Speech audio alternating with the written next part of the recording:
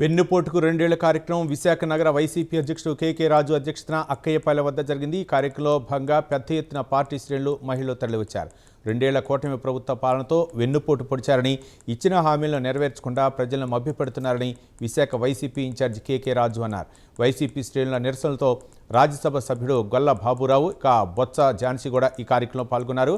YCP శ్రేణుల నిరసనలపై మా ప్రతినిధి నరసింహ పూర్తి వివరాలు అందిస్తారు. చంద్రబాబు రెండేళ్ల పాలనకు చంద్రబాబు వెన్నుపోటు అని చెప్పిన కార్యక్రమం విధానంతో విశాఖ ఉత్తర నియోజకవర్గం వైసీపీ సమన్వయకర్త, వైసీపీ నగర అధ్యక్షుడు కేకే రాజు ఆధ్వర్యంలో విశాఖ ఎన్ఏడి ఏదైతే విశాఖ మహారాణి పార్లర్ నుంచి కూడా ఈ భారీ ఎత్తున పార్టీ శ్రేణులు అయితే నిరసన కార్యక్రమం అయితే చేపడుతున్నారు. ఈరోజు ఈ యొక్క నిరసన కార్యక్రమం ప్రధాన ముఖ్య ఉద్దేశం ఈరోజు ప్రజల్ని అన్ని రంగాల్లో కూడా ప్రజల్ని ఈరోజు భయభ్రాంతులు చేస్తూ కనీసం వారికి కావలసిన నిత్యావసర సరుకుల దగ్గర నుంచి నిరుద్యోగ యువతకి ఆదుకోవడం దగ్గర నుంచి ఉద్యోగాల క్యాలెండర్ అని చెప్పి మోసపూరితంగా యువతని, రైతుల్ని, అన్ని వర్గాల వారిని కూడా ఈరోజు నట్టేటు ముచ్చిన ఈ వెన్నుపోటు విధానానికి ప్రజలకు పెట్టిన ఈ వెన్నుపోటు పన్నుపోటుని తిప్పికొట్టాలనే ఈరోజు ఈ కార్యక్రమాన్ని ప్రజల పక్షాన్ని నిలబడి చేస్తున్నాం.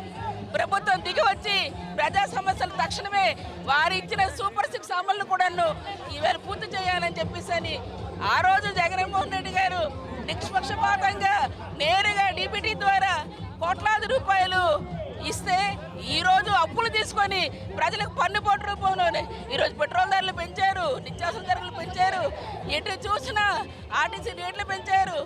ఏది మరి ఏ దానికి ఏ సారాన్ని ఈరోజు న్యాయం చేశారని ధైర్యం ఉంటే చెప్పని మేము సవాల్ విసురుతున్నాం. ప్రధానంగా చూసుకుంటే ఈరోజు రెండేళ్ల పాలన నుండి కూటమి ప్రభుత్వం ఇచ్చిన హామీలు నెరవేర్చలేకుండా భారీ ఎత్తున నిరసన కార్యక్రమం ప్రధాన ముఖ్య ఉద్దేశం ఉంటారు.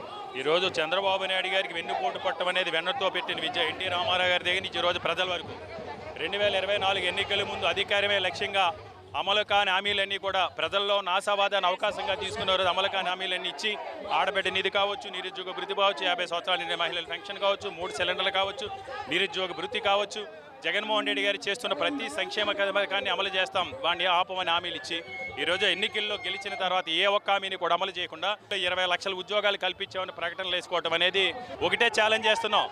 మీకు ఈ రోజు 20 లక్షల ఉద్యోగాలని అవి ప్రభుత్వ రంగంలోనా, ప్రైవేటు రంగంలోనా, సేవా రంగంలోనా అనేది తేటతల్లం చేయగల మీకు ధైర్యం మీకుందా?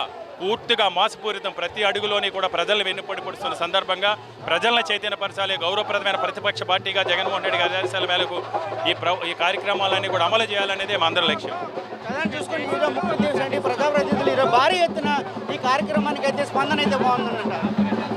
ప్రజల నిరసన, ప్రజల మనోవేదన, ప్రజల ఆగ్రహం, ఈ ప్రజల ఆగ్రహాన్ని ప్రభుత్వం తట్టుకోలేదు. ప్రభుత్వం ఎట్టి పరిస్థితుల్లో వాళ్ళు ఇచ్చిన హామీలు నెరవేర్చాలి, లేదంటే ప్రభుత్వం నుంచి దిగిపోవాలి. లేకపోతే ప్రజలు ఒప్పుకోరు. ప్రజల ఆగ్రహం ముందు ఏ ప్రభుత్వం అయినా కూలిపోవటం ఖాయం. అదే జరుగుతుంది. వచ్చే కాలంలో ఇంకా విపరీతమైనటువంటి ఆగ్రహం వెలుబుస్తారు, ప్రభుత్వం మీద తిరగబడతారు. తప్పనిసరిగా ఇప్పటికైనా అర్థం చేసుకుని వాళ్ళు ఇచ్చిన పథకాలు కనీసం అమలు చేయమని మీ ద్వారా నేను ప్రభుత్వానికి విజ్ఞప్తి చేస్తున్నాను. ప్రధానంగా ఏదైతే ఇచ్చిన హామీలు రెండేళ్ల కాలంలో ఉండి ఏ హామీలు కూడా ఎప్పటికీ నెరవేర్చలేదని కూడా చెప్తున్న పరిస్థితి నెలకొంది. చూసుకుంటే భారీ ఎత్తున ఏదైతే ఈ క్రమంలో భారీ ఎత్తున అయితే పార్టీ శ్రేణులు విశాఖ మహారాణిపాలెం నుంచి జాతీయ రహదారి వరకు కూడా ప్లకార్డులు ప్రదర్శించుకుంటూ కూడా నినాదాలు చేస్తూ ఈ యొక్క నిరసన కార్యక్రమం చెప్తున్న పరిస్థితి నెలకొంది. ఏదేమైనా కూడా భారీగా ఈ పార్టీ శ్రేణులు చేరుకోవడంతో కూడా అటు కూడా పార్టీ శ్రేణులు కూడా ఆనందం వ్యక్తం పరిస్థితి నెలకొంది. కెమెరామెన్ స్టూడియోతో